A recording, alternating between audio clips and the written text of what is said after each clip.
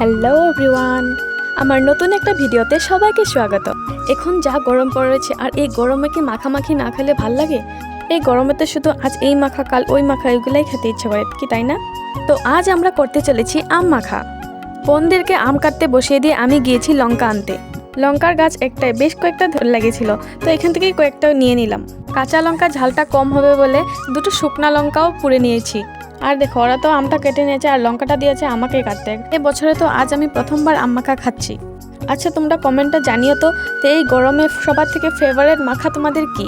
আমার তো আম মাখাটাই ফেভারিট। দেখো, কথা বলতে বলতে আমার এখানে সব কিছু দেওয়া হয়ে গেছে।